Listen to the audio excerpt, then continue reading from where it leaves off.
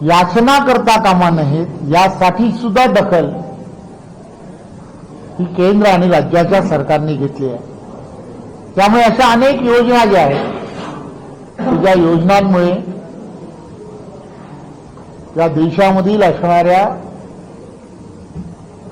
पूर्वीच्या सरकारमधल्या घोषणा या घोषणांना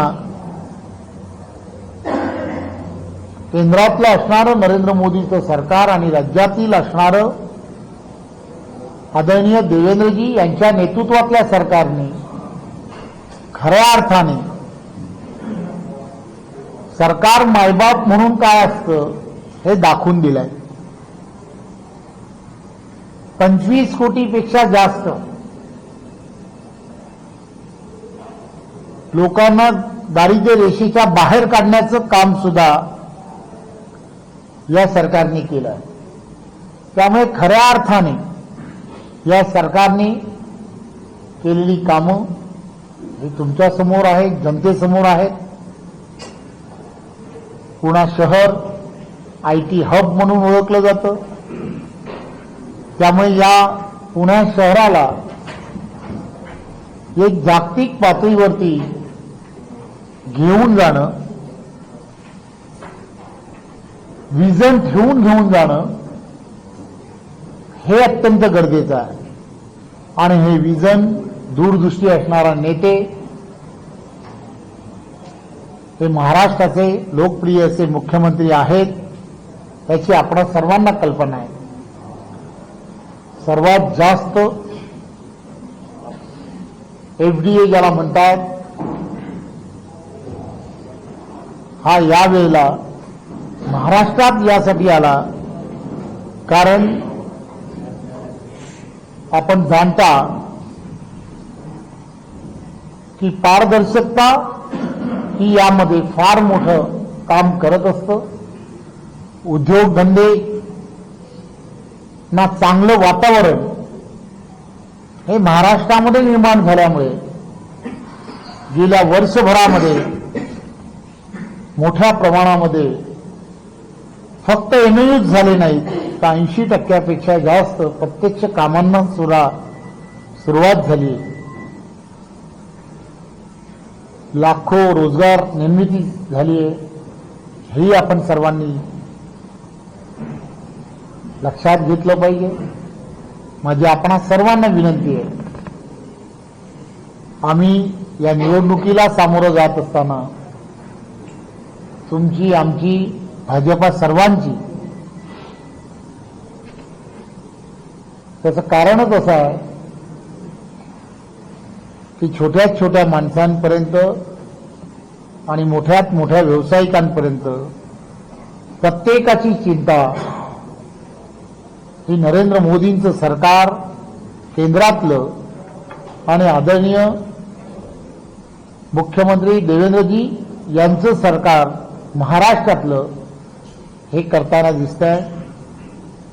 त्यामुळे तुम्ही तुमच्या माध्यमातून लोकशाहीचा चौथा स्तंभ म्हणून आपणा सर्वांना फक्त एवढीच विनंती आहे की ही निवडणूक एखाद्या प्रभागामधील नगरसेवक निवडून देण्यासाठी नाहीये। ही निवडणूक पुढच्या पिढीचं भविष्य ठरवणारी अशी निवडणूक आहे। त्यामुळे चुकीच्या विचारधारांच्या हाती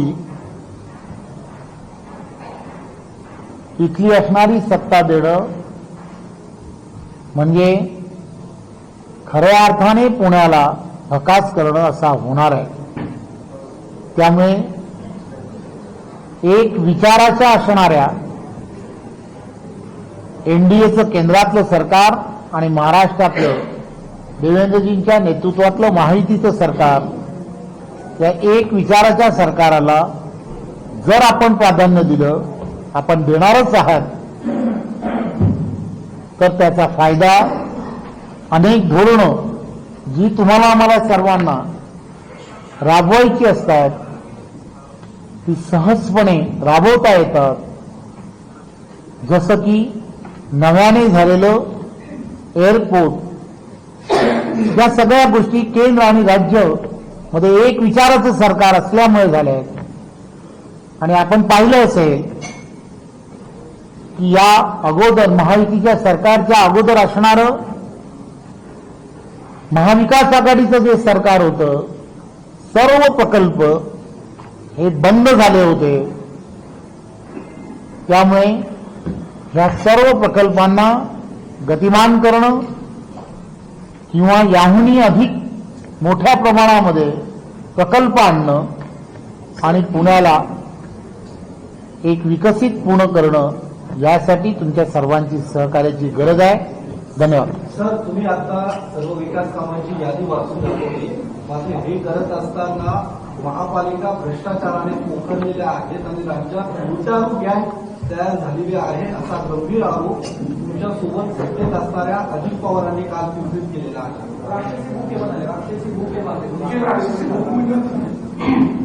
अजित पवारांचं हे वक्तव्य जे आहे, हे वक्तव्य निवडणुकीच्या पार्श्वभूमीवरती असणारं हे वक्तव्य आहे असं मला वाटतं. अजित पवारांनी खुद के गिरेबान में झाँक के देखना चाहिए, जसं हिंदीमध्ये म्हणतात, ते पाहिलं पाहिजे. ते कोणत्या पक्षाबद्दल बोलतायत? नरेंद्र मोदीजींच्या नेतृत्वातल्या असणाऱ्या पक्षाबद्दल बोलतायत, देवेंद्रजी यांच्या नेतृत्वामधल्या असणाऱ्या पक्षाबद्दल बोलतायत. खरं तर आरोप प्रत्यारोप कसे करावेत हे त्यांनी ठरवलं पाहिजे. आम्ही कधी आरोप करायला गेलो तर त्यांना फार अडचणी निर्माण होतील याची त्यांनी काळजी घेतली पाहिजे असं मला वाटतं.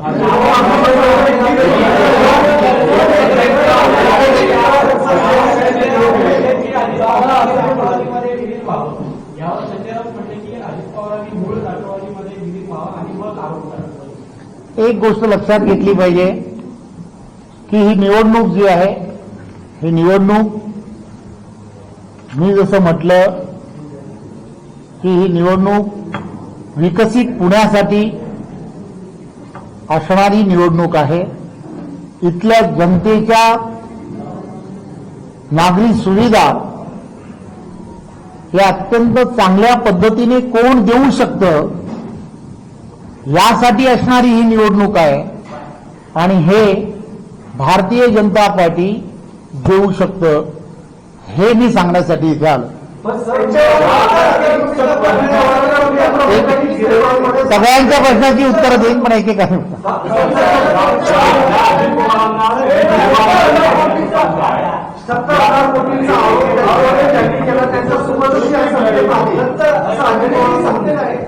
मी तुम्हाला काल त्यांनी केलेला आरोप जो आहे तो जेव्हा त्यांनी केला तर त्याला मी उत्तर जे काही द्यायला हवं होतं त्या उत्तराला, त्यांच्या असणाऱ्या जो प्रश्न किंवा त्यांनी दिलेलं जे उत्तर होतं त्या उत्तराला अनुसरून जे उत्तर हवं होतं, मला असं वाटतं. त्यामुळे ते पुस्तक त्यांचं बंद होईल यात नक्की.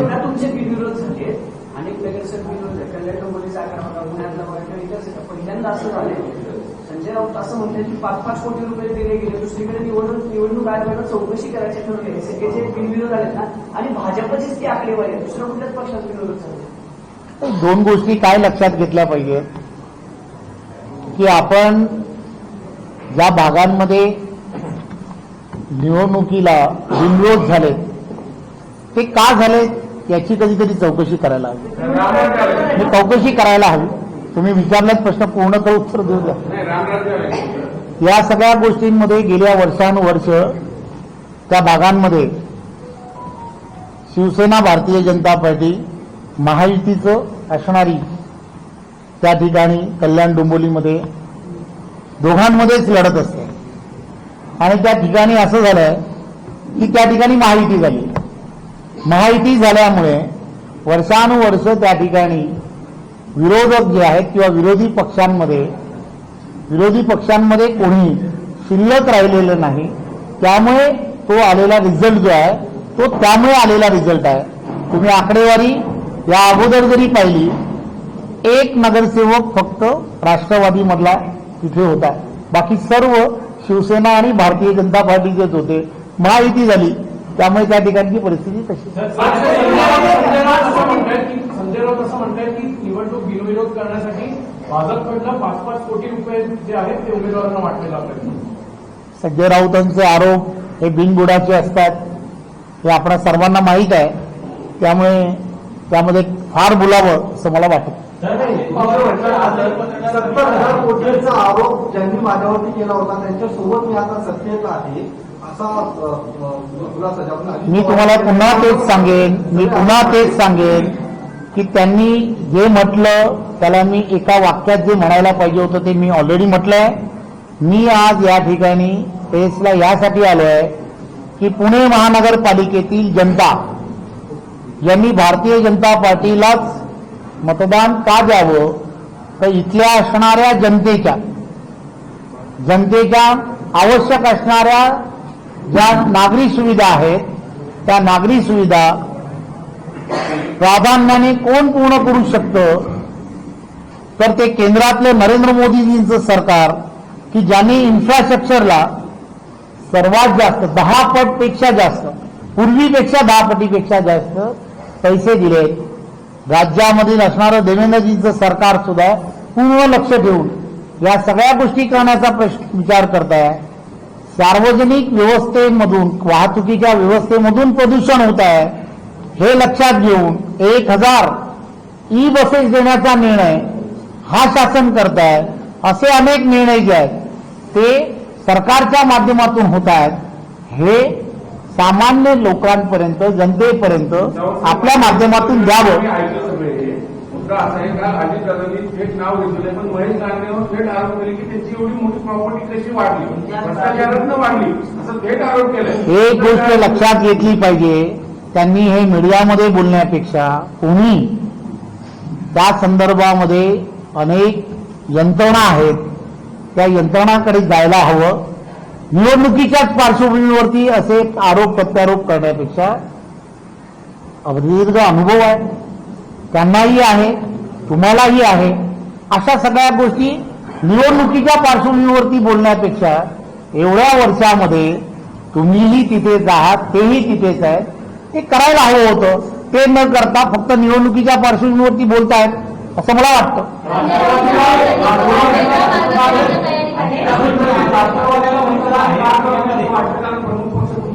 राष्ट्रवादी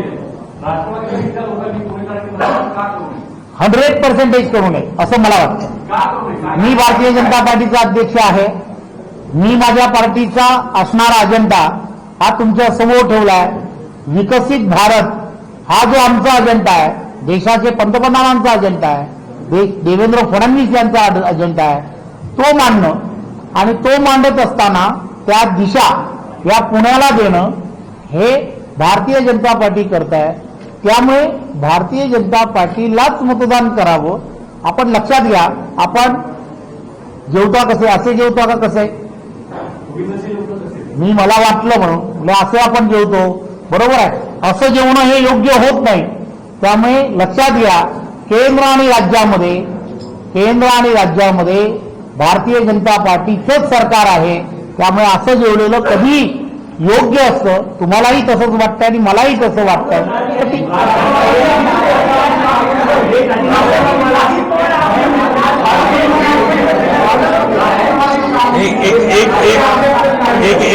एक मिनिट इकडे जा. तू राष्ट्रवादी ही या निवडणुकीच्या ज्या वेळेला पार्श्वभूमीवरती आमच्या विरोधात ज्या वेळेला आम्ही दोघं ज्या वेळेला या निवडणुकीला सामोरं जातो आहोत त्यावेळेला भारतीय जनता पार्टी नरेंद्र मोदीजींच्या नेतृत्वामध्ये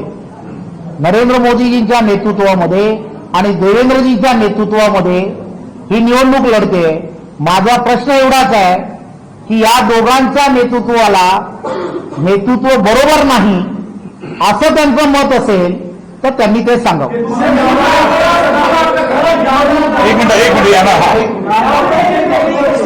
अजित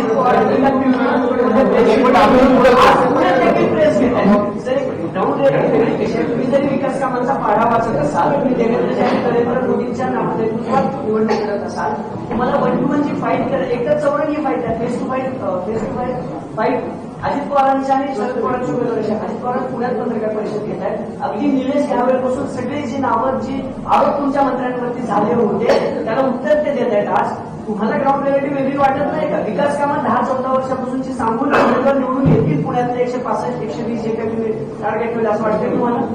100% एक गोष्ट लक्षात घ्या की देशाचे पंतप्रधान नरेंद्र मोदीजी आणि आदरणीय देवेंद्रजी यांच्या नेतृत्वातच संपूर्ण महाराष्ट्रामध्ये या स्थानिक स्वराज्य संस्था असतील किंवा सर्व निवडणुकांना भारतीय जनता पार्टी ही पुढे घेऊन जात असते. त्यामुळे आमच्याकडे अतिशय पारदर्शक असं नेतृत्व आहे आणि त्यामुळे आम्हाला खात्री आहे की या सगळ्या गोष्टींमध्ये पुणे शहरातील असणारे सुज्ञ नागरिक जे आहेत ते विकासाच्याच अजेंड्यावरती डेव्हलपमेंटवरती मतदान करतील आणि जास्तीत जास्त जागा या निवडून देतील. अजित पवार सोडून काहीतरी विचारा. दोन गोष्टी लक्षात घेतल्या पाहिजेत की भारतीय जनता पार्टी आमच्या भारतीय जनता पार्टीच्या वरिष्ठ नेतृत्वाने असं ठरवलं की सर्व ठिकाणी त्या ठिकाणचे असणारे कमिटी जे आहेत महानगरपालिका म्हणून कमिटी त्या ठिकाणी नेमल्या होत्या.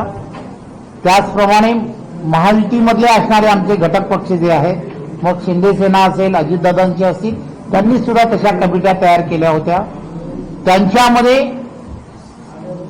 सकारात्मक दृष्ट्या आपण युतीच्या दिशेने जावं असं सगळ्यांना सांगितलं होतं. परंतु आपल्याला माहीत आहे पुण्यामध्ये असणारी परिस्थिती ही आपल्याला माहीत आहे. काही नेत्यांमुळे ती युती काही विशिष्ट वार्डांमुळे ती होऊ शकली नाही, हे दुर्भाग्य आहे.